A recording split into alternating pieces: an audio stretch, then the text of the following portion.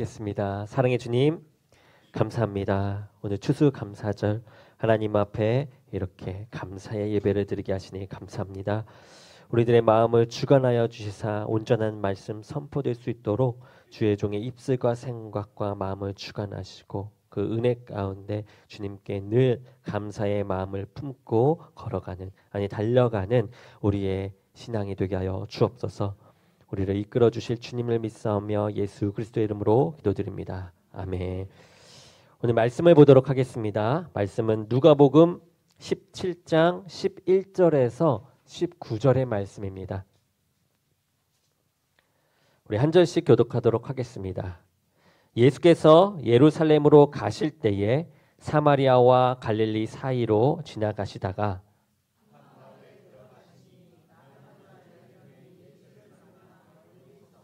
소리를 높여 이르되 예수 선생님이여 우리를 불쌍히 여기소서 하거늘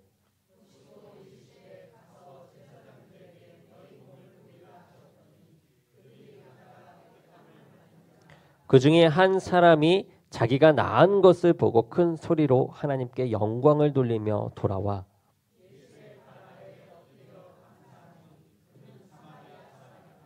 예수께서 대답하여 이르시되 10사람이 다 깨끗함을 받지 아니하였느냐? 그 9은 어디 있느냐?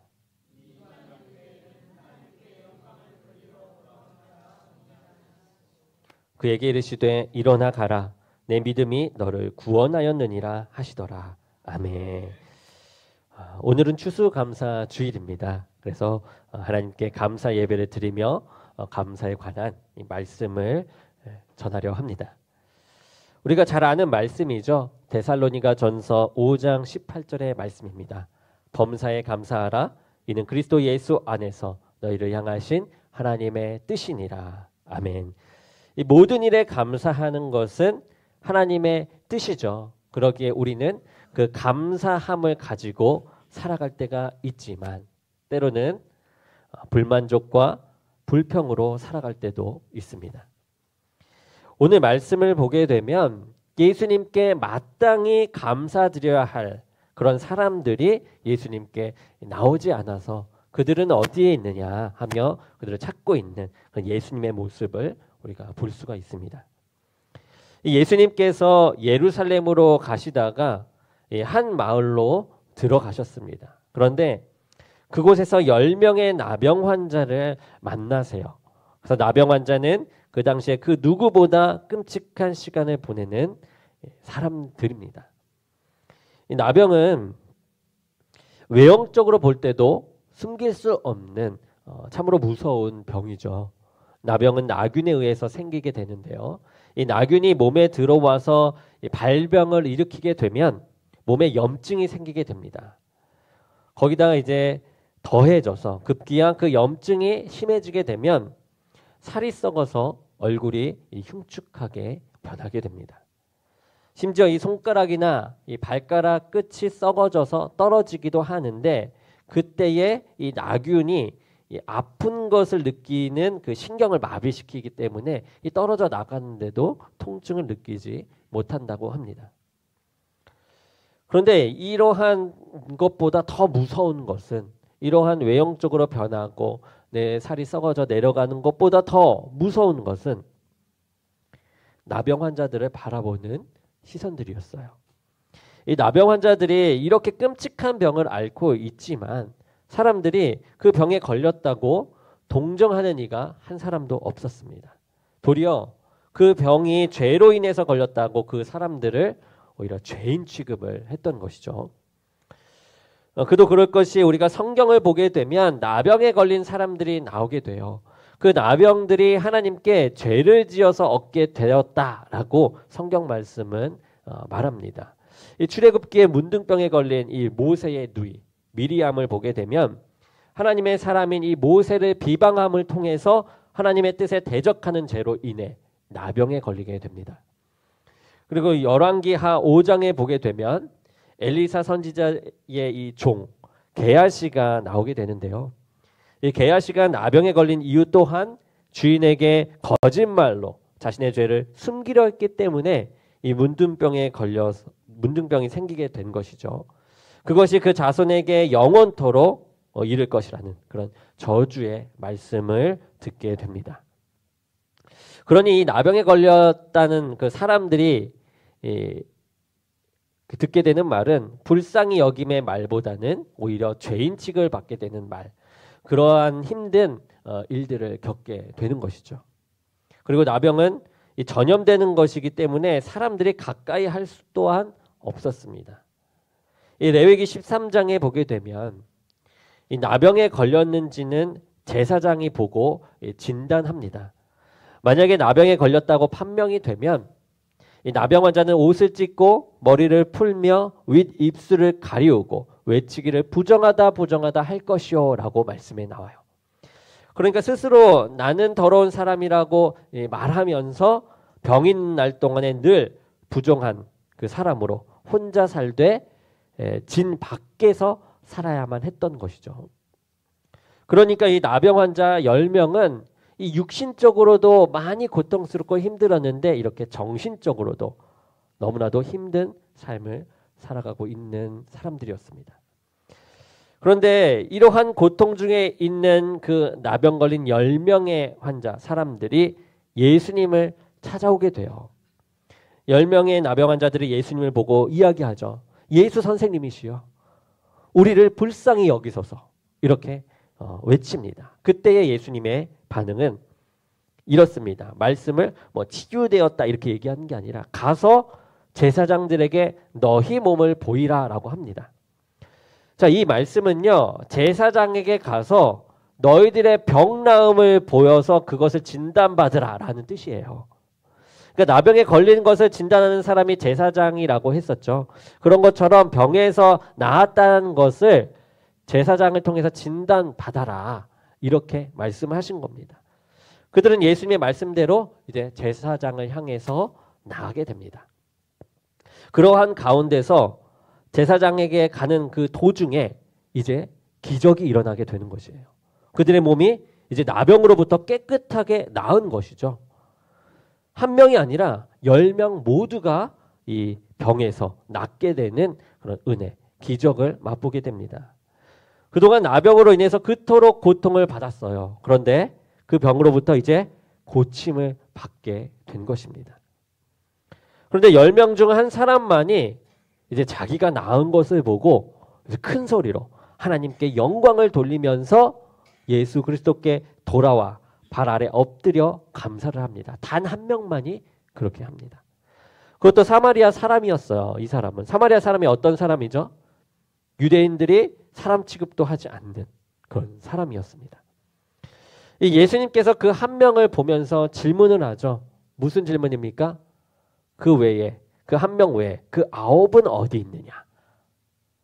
그 9이 있어야 할 자리는 이 감사의 자리였는데 이곳에 없으니 어디에 있느냐라고 말씀을 하신 것입니다.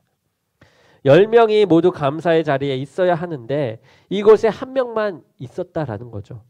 이 하나님께서는 우리가 모든 일에 감사하기를 원하는데 우리는 감사치 아니한 이 9명의 자리에 있지 않도록 해야 하는 게 우리의 모습입니다.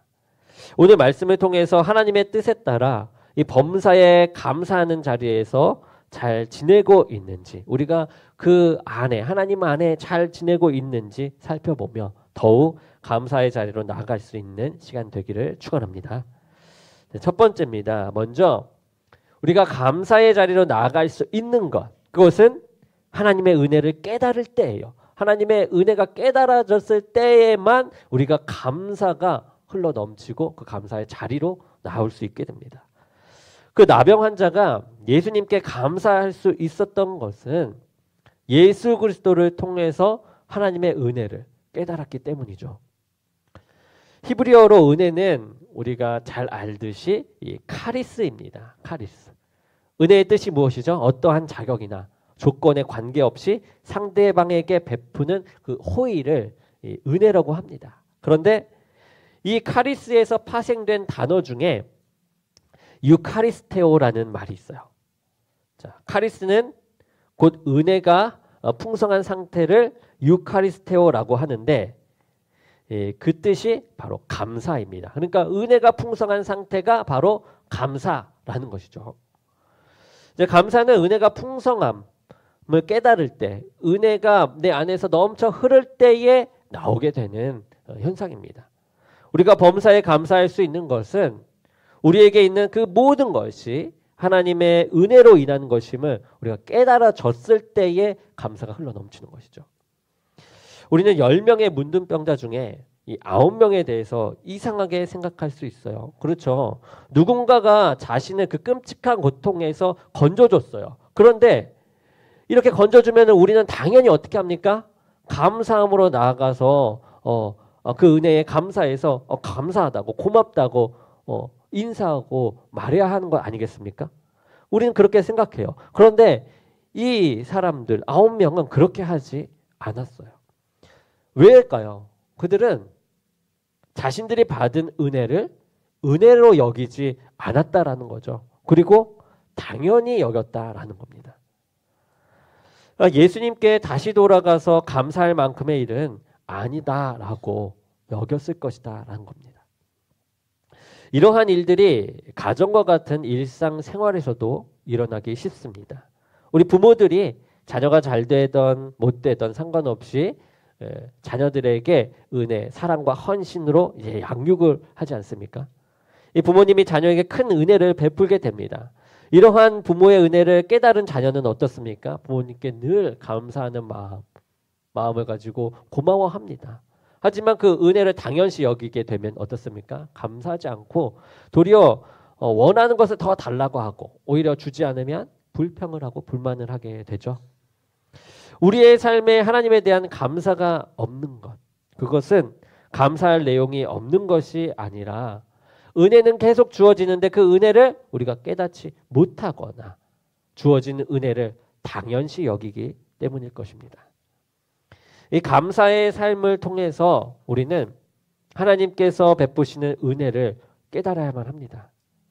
내가 하나님의 은혜를 받기에는 분명 한없이 부족하지만 그것과 상관없이 우리의 가정과 교회, 우리의 삶 가운데 은혜로 베풀어 주시는 것들을 우리가 하나씩 발견해 나아갈 때, 즉 이 예수님께서 우리에게 하나하나 터치하면서 만져주시는 그 예수님의 흔적을 찾아 나아갈 때 우리는 감사할 수 있는 것입니다.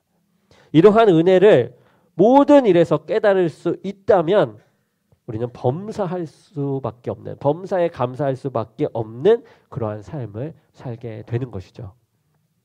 자, 두 번째입니다. 그리고 우리가 깨달아야 할 것이 있어요. 무엇이냐? 하나님께서 베푸신 최고의 은혜, 그것은 예수 그리스도시다라는 겁니다.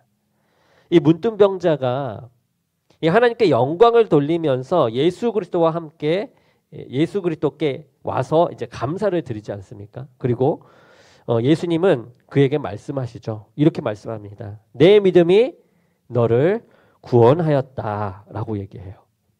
이 예수님께서 말씀하시는 그 사마리아 나병 환자가 가지고 있는 그 믿음은 무엇이었을까? 여러분, 그 믿음은 예수님이 자신을 구원하실 메시아임을 믿는 그 믿음이었어요. 나를 구원하신 분이 저분이다라는 걸 믿는 믿음이었다라는 거예요. 이 10명의 나병 환자가 처음에 예수님을 부를 때 어떻게 얘기합니까? 예수 선생이시여 라고 얘기해요. 그런데 이 사마리아 나병 환자가 예수님께 돌아와서 얘기한 그 모습은 예수가 죄로 인한 나병 환자를 고쳐주실 수 있는 분일 뿐만 아니라 분이라면 단순히 선생 정도가 아닐 것이다. 자신을 구원하실 이 메시아가 되는 게 분명하다. 이것을 이 나병 환자, 이 한 명의 나병 환자는 깨달았던 것이에요. 예수님에 대한 이 바른 믿음, 그 믿음이 예수님 발 앞에 엎드려 감사하게 되었고 또한 구원에 이르게 된 것입니다. 하나님을 제대로 알게 된 것이죠. 우리에게 있어서 정말 감사해야 할 것, 그것은 여러분 육신적으로 병이 낫고 건강하게 사는 것이 아니에요. 9명의 이 나병 환자들도 여러분 건강하게 되었습니다. 그런데 그들은 그렇게 얼마 동안 살면서 이런저런 병에도 걸릴 것이고 그렇게 살다가 결국은 이 육신이 죽어 이 장사 지내야 될 것이에요. 그런데 한 명의 나병 환자가 복되었던 것은 무엇입니까?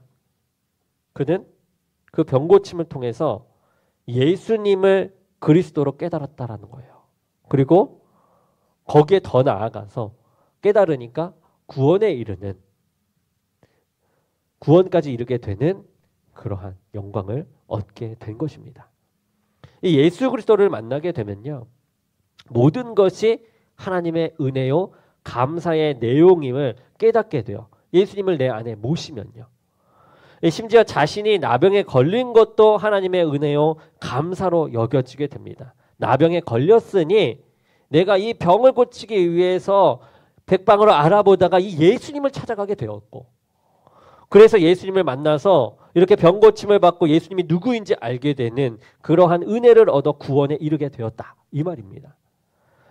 우리 인생의 가장 큰 은혜는 이렇게 예수 그리스도를 만나는 것인 줄로 믿습니다. 아멘. 이 페니 크로스비라는 분이 계세요.